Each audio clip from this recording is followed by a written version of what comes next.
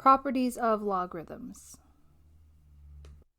Before we start talking about those properties of logarithms, let's do a quick review of inverse functions. F of x and g of x are inverses of each other if f of g of x is equal to x and if g of f of x is equal to x. So if we compose f and g in both directions, f composed with g of x and g composed with f of x, and we simplify and we get out just x, then we know f and g are inverses of one another. Let's start our discussion by talking about the inverse properties of logarithms, starting with this first column. So here what we have is log base b of b to the x is equal to x. So what's happening here is we have log base b, and inside of the logarithm of base b is the exponential function b to the x. So we don't need parentheses, but we can think about b to the x being inside parentheses, so we can see we have a composition. We have this exponential with a base of b inside of the logarithm with a base of b.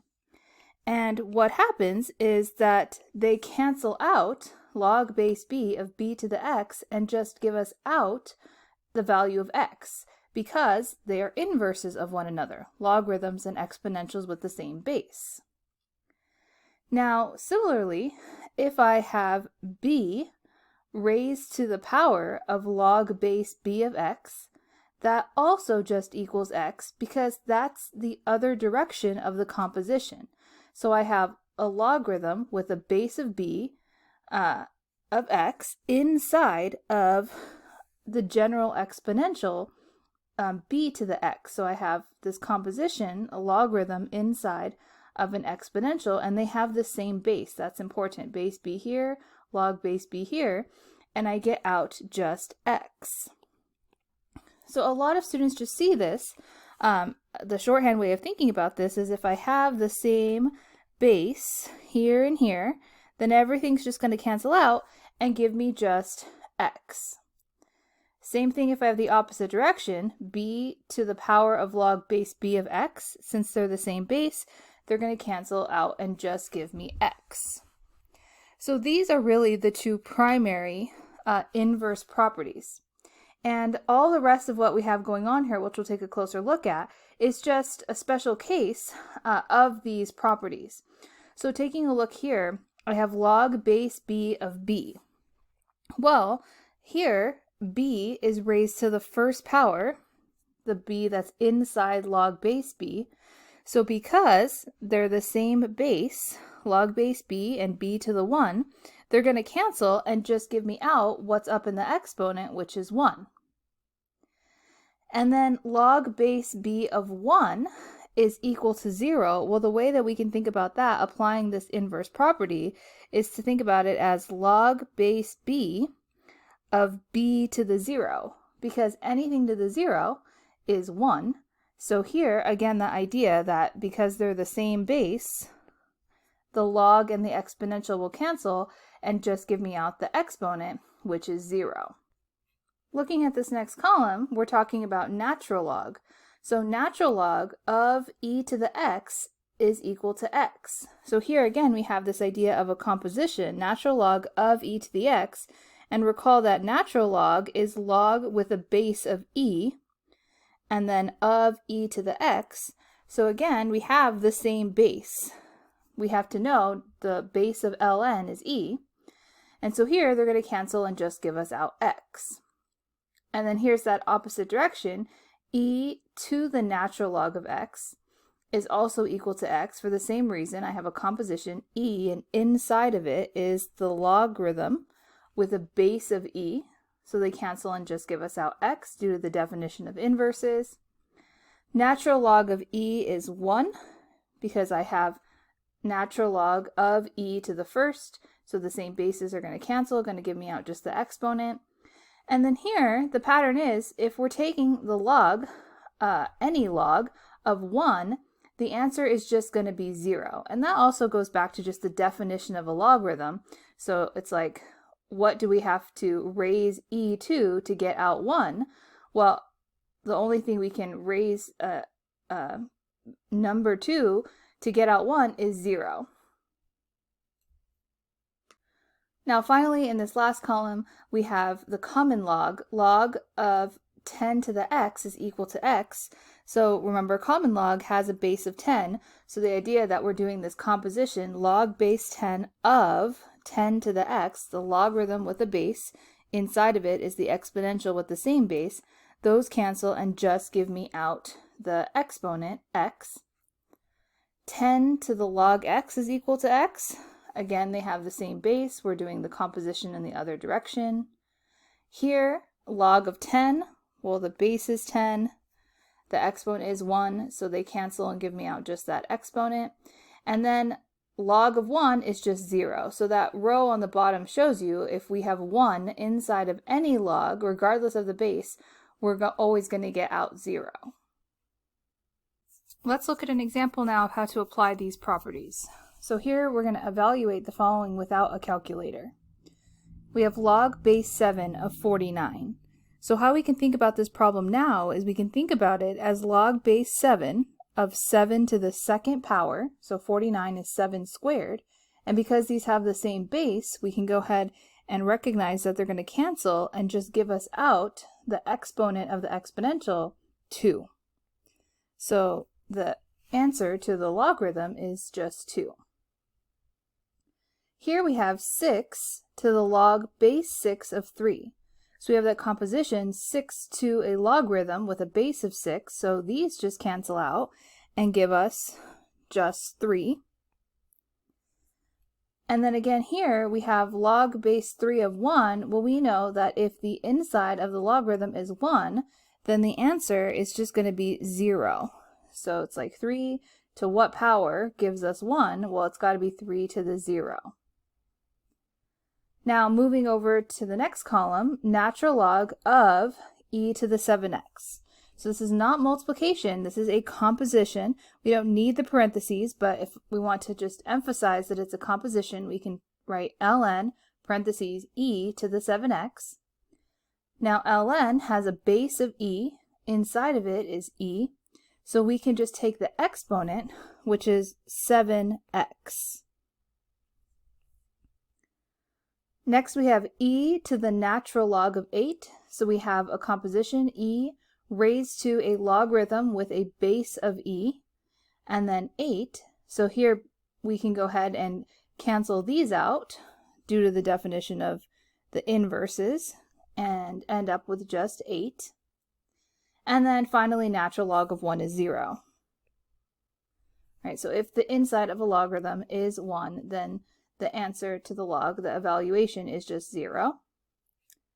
And in the last column, I have log of 100. So we have the common log.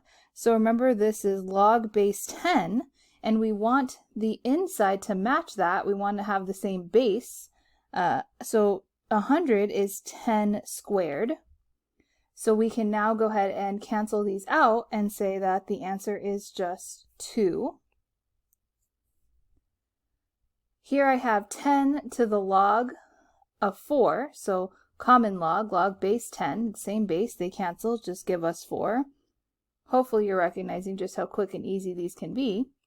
And then finally log of 1 is again just 0.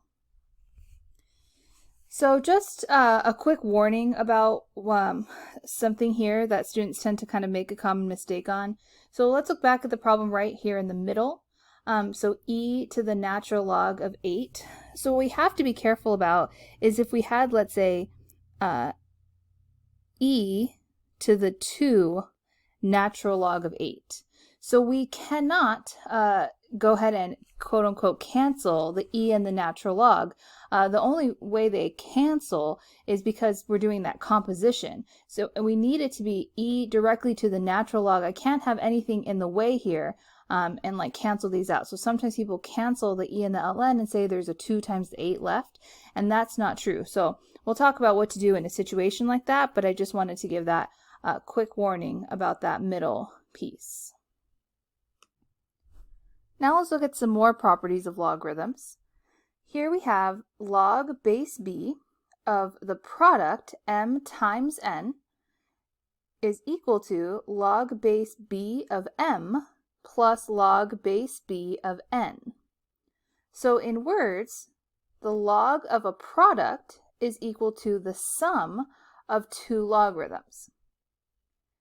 Now the second property tells us what to do if there is a quotient inside a log. If I have log base b of m divided by n, that's equal to log base b of m minus log base b of n. So the log of a quotient turns into the difference of two logarithms. Then the last property we have here has to do with if the inside of the log has a power. So if I have log base b of m to the p, then what this property tells me I can do is take the p and bring it to the front of the log and multiply it. So that's equal to p times log base b of m. So quick note about logarithms, you cannot distribute them.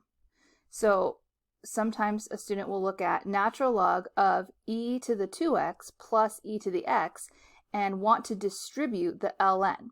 But ln isn't a number. We're only allowed to distribute when I have a number on the outside of a binomial. So here, this isn't multiplication, this is a composition, natural log of this sum. So it doesn't equal natural log of e to the 2x plus natural log of e to the x. That's not a property of logarithms.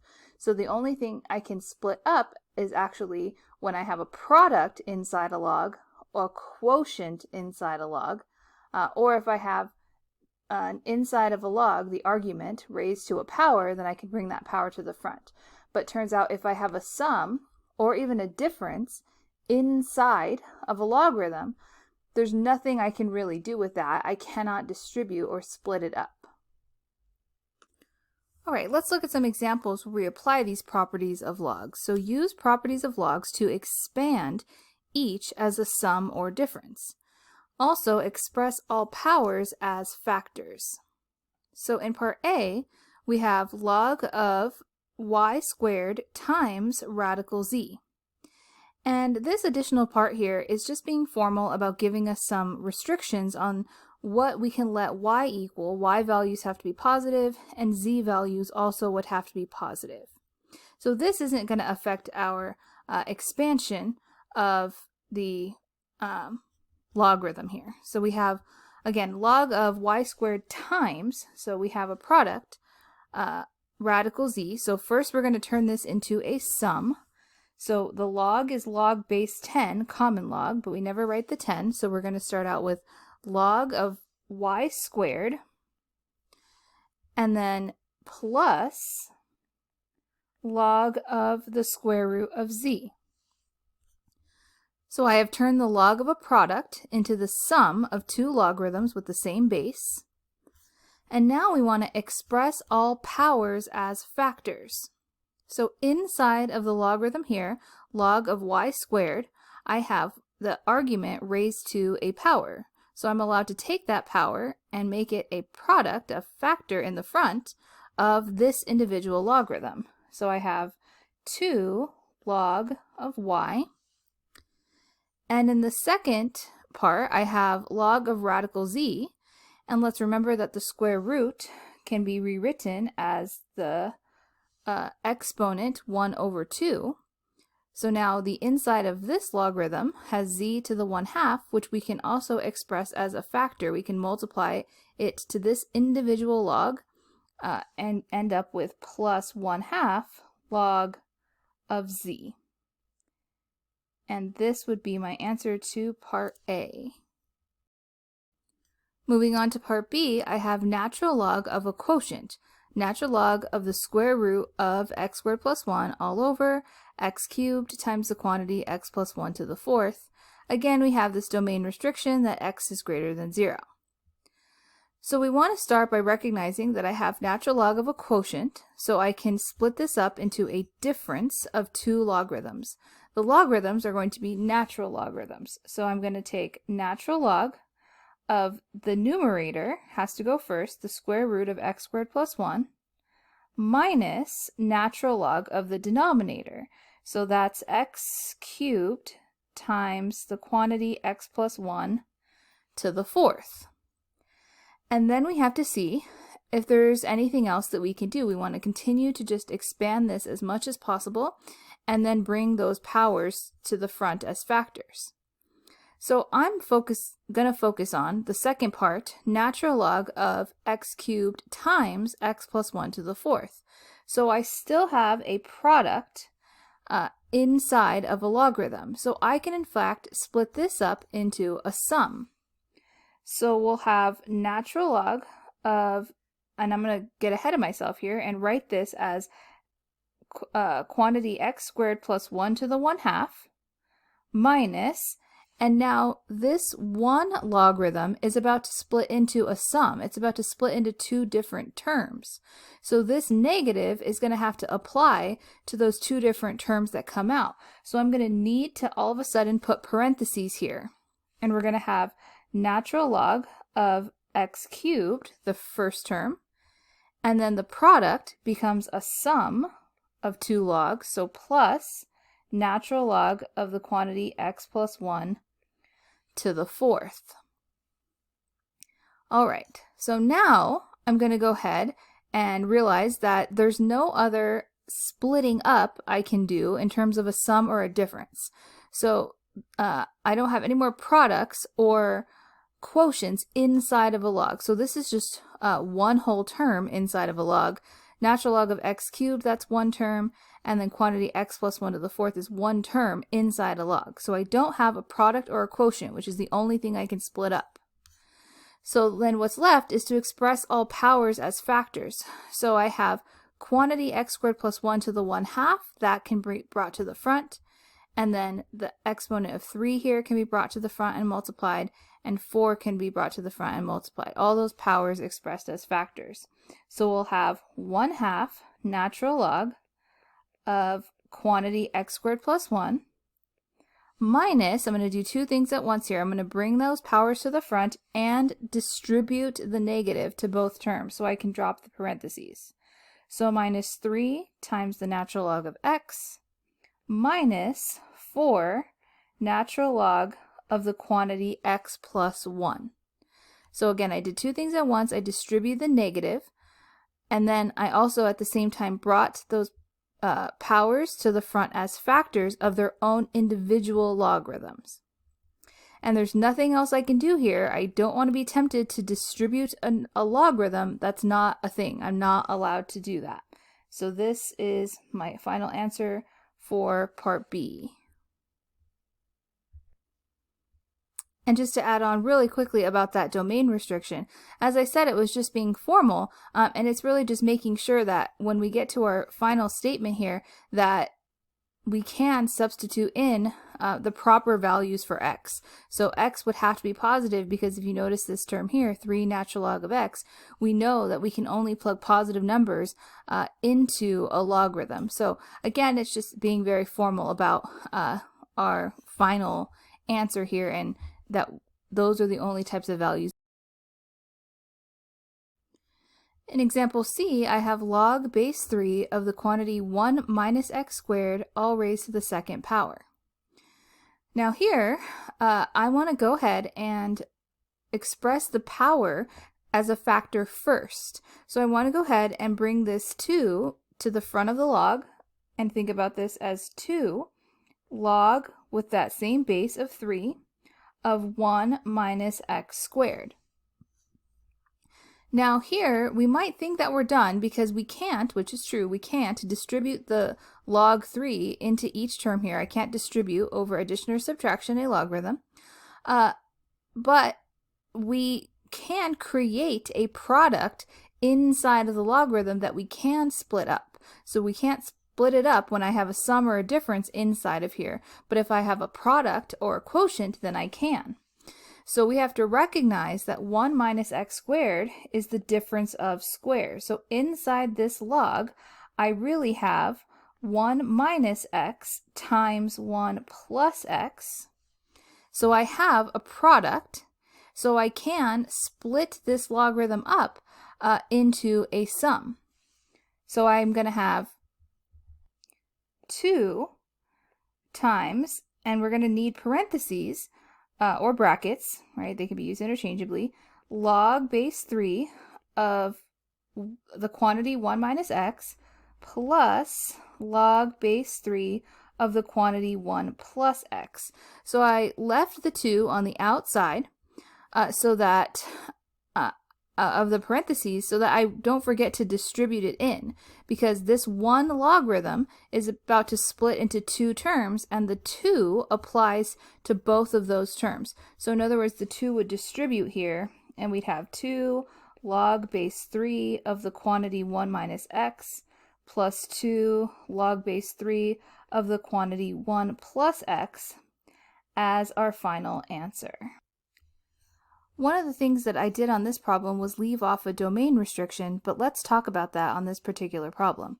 So a lot of times these properties are used to make other problems that involve logs easier to solve, but they do have a restriction. So in general, this logarithm doesn't have any restriction on x. I can plug anything I want into this x here, because this whole quantity is raised to the second power, which would make it positive, and I can plug any positive into a logarithm.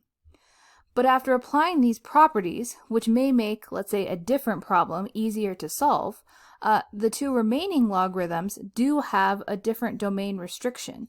So 1 minus x, we would need to be greater than 0. 1 minus x would have to be greater than 0 in order to be able to evaluate this log. While solving that inequality, I get negative x is greater than negative 1, or x is less than 1.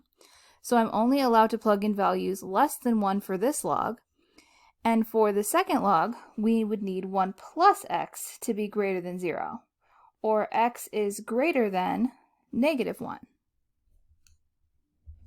So combining these two together, what we're saying is that x values have to be trapped between negative 1 and 1. So in order for us to apply these log properties to this particular logarithm, it only works when x values are trapped between negative 1 and 1. In this next example, I want to write each of the following as a single logarithm. So now it's like we're working backwards. If we see part A here, I have 3 terms that involve a logarithm of the same base. And my goal is to condense it down into a single log. We're still working with the same set of properties, but this time we're going to think about starting with the right-hand side and condensing down to 1 log on the left-hand side. So here on this first example, the first thing that I'm going to want to do is I'm going to want to address any coefficients in the front that aren't 1 or negative 1. So I'm going to apply this log property where I take any coefficient in the front and bring it to the exponent of the argument. So here the coefficient's 1, but here the coefficient's 2, so I'm going to go ahead and pop that up to the exponent. So we have log base a of 7 plus log base a of 3 squared. And then here, negative 1, I'm going to go ahead and leave that. I'm going to leave minus log base a of 2. So I'm only moving the coefficient that's not 1 or negative 1. So now 3 squared is 9. We'll do that part. Log base a of 7 plus log base a of 9 minus log base a of 2. So once I have all coefficients of just 1 and negative 1, then I can move from left to right, and I can start to work with these properties on the top, condensing down. So here, log base a of 7 plus log base a of 9 is going to condense down to 1 log, where I multiply the 2 parts on the inside, the 2 arguments. So it's going to be log base a of 7 times 9, and then minus log base a of 2. So now here, these are just numbers. We can multiply those together. We get log base a of 63 minus log base a of 2. Now we have 2 logs with the same base that are being subtracted. So we're looking at the second property where the difference of 2 logs is going to condense to 1 log, where I have a quotient of the argument. So the first argument divided by the second one. So we're looking at log base A of 63 divided by 2. So I have now condensed down to a single logarithm. Before we move on, I want to mention one of the common mistakes here. One of the common mistakes is to have this difference of two logs and to write it as a quotient, but as a quotient of log base A of 63 over log base A of 2. So this is not correct, right? We don't want to put a log divided by a log. We want a single logarithm. So this property here condenses us down to a single log of a quotient, right? Not a quotient of two logs. So we want to be careful. That's a very common mistake at this last step. In part B here, I have 2/3 natural log 8 minus natural log of the quantity 5 squared minus 1. So the first thing I'm actually going to do here is recognize that inside the set of parentheses, I just have a simple expression that I can simplify. 5 squared is 25, minus 1 is 24. So the first thing I'm going to go ahead and do is write this as 2/3 natural log of 8 minus natural log of simply 24. So here, one of the common mistakes is for students to think, oh, I'm going to distribute in this natural log, but that's not a property of logarithms. Logarithms are a function, not a number, so I can't distribute in the natural log function. All right, so the next thing I'm going to go ahead and do is address this coefficient in the front of this logarithm. So 2/3 is going to move to the exponent of the argument 8 in the first term. So natural log of 8 to the 2/3 minus natural log of 24. So from here I am going to simplify 8 to the 2/3, and no, I don't need a calculator for this. So remember, 8 to the 2/3, we want to think about it as 8 to the 1/3. So I'm addressing the denominator of the fraction first. So 8 to the 1/3 is the cube root of 8, which is 2, and then 2 squared is 4. So this is natural log of 4 minus natural log of 24. And from here, now that the coefficients are just 1 and -1, I can use my log property to condense this down to 1 log. So it's going to be natural log of the first argument divided by the second. So natural log of 4 over 24. Well, 4 over 24 can be simplified, so this looks like natural log of 1 over 6. So technically I have condensed this down into one logarithm, so I am going to box that in as an answer for this problem. But you might see the answer written in another way. So here, let's go ahead and just recognize for a second that this is natural log of 6 to the -1. So I can rewrite 1/6 as 6 to the -1. And then I can bring that -1 to the front of the logarithm. So this would be negative natural log of 6. And that's still one logarithm. That's still a single log. So these two are equivalent, and they both answer the question. In part C, I have log x plus 3 log of yz minus 1/3 log x. So here, I'm going to go ahead and start by moving the coefficients 3 and 1/3 to the exponent of the argument. So I have log x plus log of yz to the third minus log x to the 1/3. Now on this middle term, we want to be careful. Y is raised to the third power and z is raised to the third power. So what I have is log x plus log of y cubed z cubed minus log x to the 1/3. Alright, so here now we have all coefficients that are 1 and -1. So from left to right, I'm going to start adding and subtracting these logs. So log x plus log y cubed z cubed is going to become one logarithm, the common log, of x y cubed z cubed. And so all of that y cubed z cubed is in the argument. It's getting multiplied by x.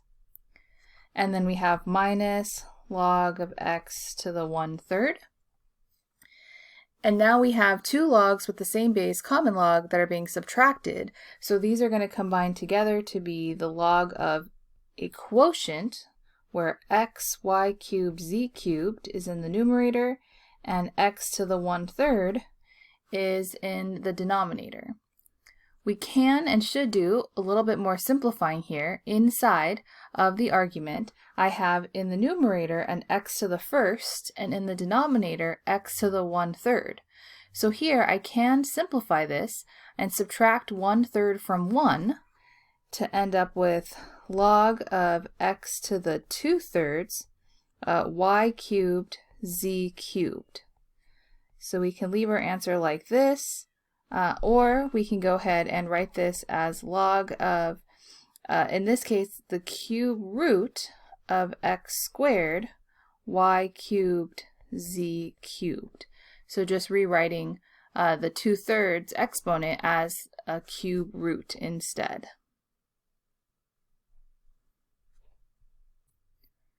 The last thing we're going to take a look at is what's called the change of base formula. So let's say we have log base b of m. So back in the day, when we didn't have fancy sophisticated calculators that could evaluate something that looks like log base b of m, what we'd have to do, and when I say we, I don't mean me because I'm not that old, but what people would have to do is apply this change of base formula, which has us writing log base b of m as the common log of the argument m divided by the common log of the base b. Or equivalently, we could use the natural log of the argument m divided by the natural log of the base b. So we're expressing a log of some base b as the quotient of common logs or the quotient of natural logs. And the benefit of doing this is because there would be what are called log tables. So there would be just these big tables of values for what's log 1, what's log 2, what's log 3, and there'd be decimal approximations of those values. So you could then do those calculations by hand. But now, of course, we have calculators that can address something that looks like log base b of m, but sometimes even scientific calculators don't have this option. So in order to evaluate something like log base b of m, in some scientific calculators right now, you'd have to apply the change of base formula. So let's take a look at some examples. So in these examples, we want to rewrite each using the change of base formula. So here, let's say we had log base 6 of 17. So this can't be evaluated, in this case, without a calculator or those log tables I was mentioning, because we can't think of what number 6 raised to what number gets us to 17, right? That's not a number that we would know just offhand. So if we didn't have a calculator to reach for, we could go ahead and use this change of base formula. So instead of log base 6 of 17, we would write this as log of 17 over log of 6. And then we'd go to our tables and find, okay, what's log 17? It's some decimal. And what's log 6? It's some decimal. And then we'd perform that division. But we can now use a calculator to evaluate it to 4 decimal places. So we can now use the log button on our calculator, so log of 17 divided by log of 6 to approximate this value. So if we did that, it's approximately 1.5812. So these right here are considered the exact values. And then using a calculator, we got an approximation, right? This is an approximate value. All right, so now we can also apply the change of base formula in the other direction. So in part B, if I have natural log of 4 over natural log of 6, then I can rewrite this as one logarithm. So I'm looking at this last piece and turning it into the first one.